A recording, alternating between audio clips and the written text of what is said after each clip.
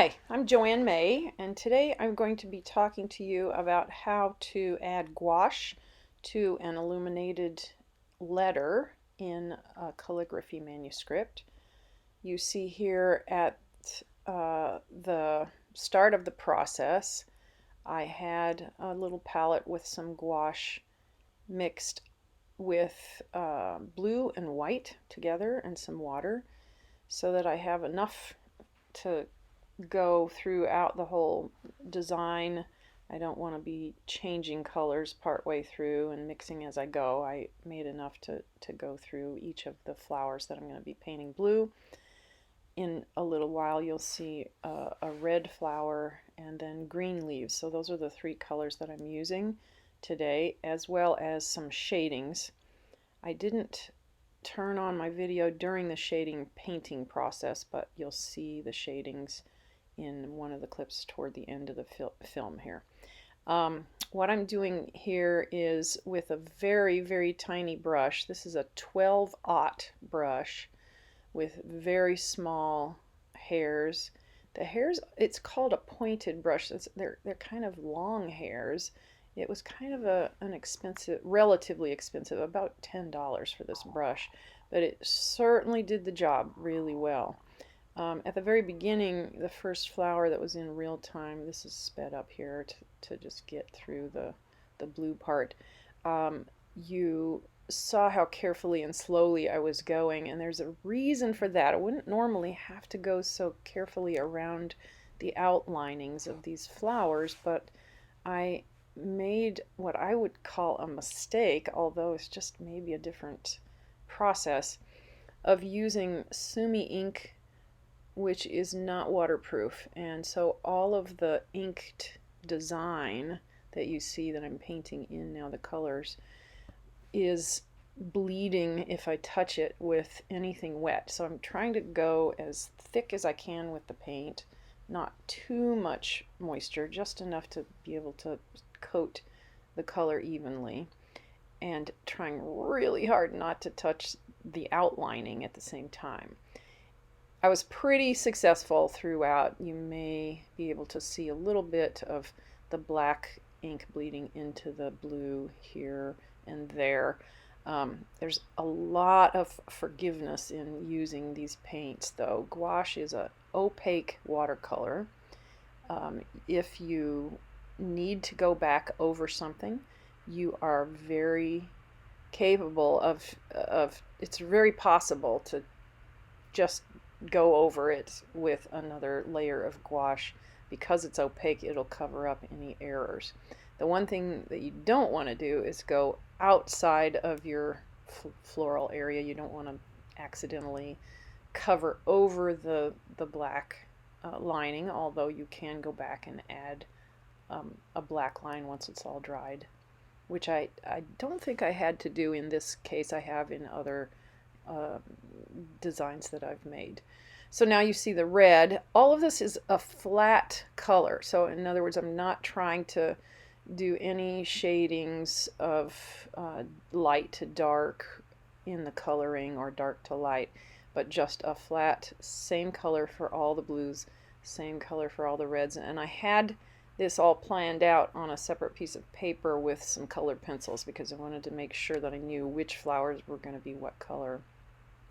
You may also be able to see, although right now I'm kind of out of the camera view, where there are some leaves. Some of the leaves are larger and some are smaller, and I'm going to be using green for those. The red and blue was for the flowers. I think if you get too many colors in a design like this, it just looks like cacophony. It's too much. There's already so much going on in the design, and you see I was counting because I knew that I had a certain number of reds and a certain number of blues. I didn't want to miss one as I was changing my brush to another color.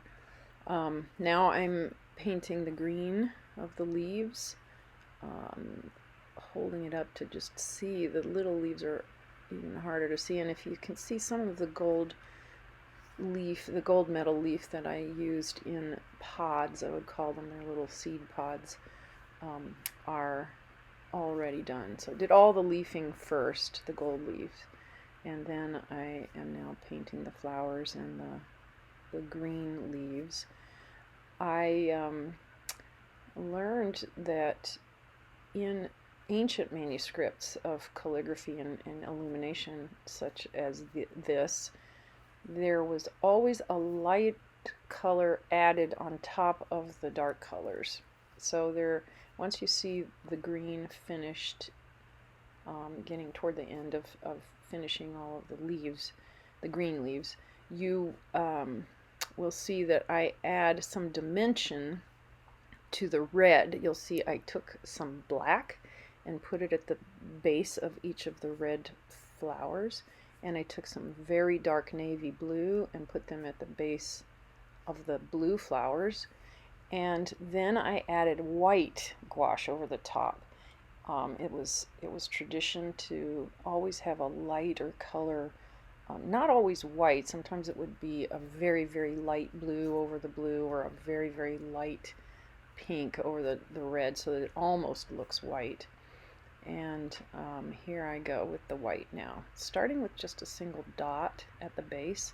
And here's where you can also see my black at the base of the red flowers and my navy blue at the base of the blue flowers, which is just a nice dimensional, it looks more 3D that way, and it's not just a flat look to the flowers.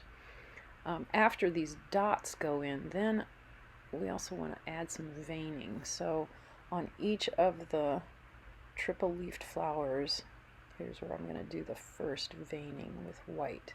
And I do a little bit of a curve so it gives it some personality. It looks a little bit more natural that way than if it was just a straight line. Some of them turned out straight. Even with this 12-aught, you can see the 12-aught on the brush handle there. The tiniest little brush that is the smallest one that I own.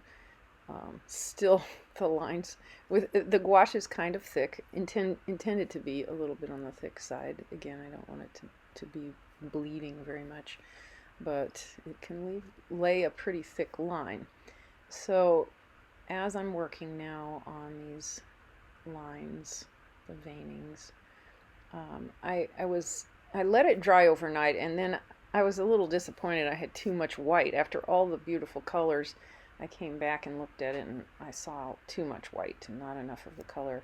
So you'll see in the final product that I took, as I said, very forgiving. I took a damp brush and I just took some of the white off toward the tips of the flowers.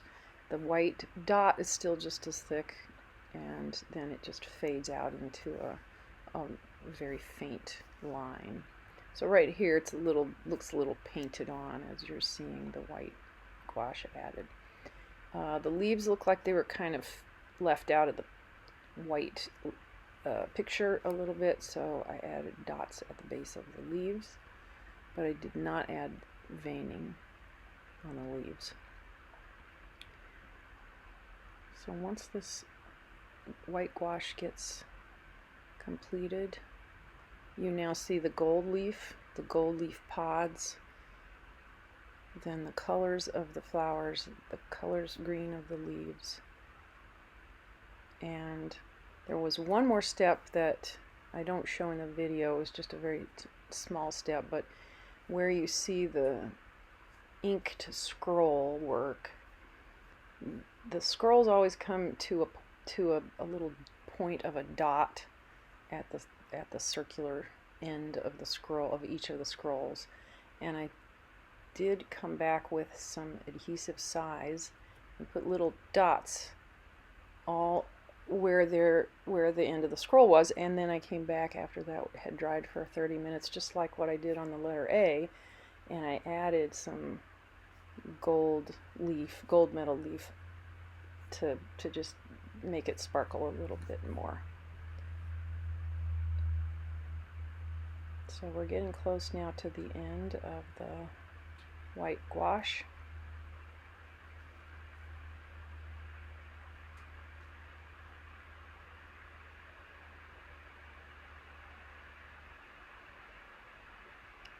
Just a couple more dots here. Surprisingly difficult sometimes to get a nice round dot, even with a tiny brush like that. I'm looking to make sure that I didn't leave anything out. I think at this point I'm satisfied. You can still see the pencil lines that I used to line everything up, and there's the final product. Thanks for watching.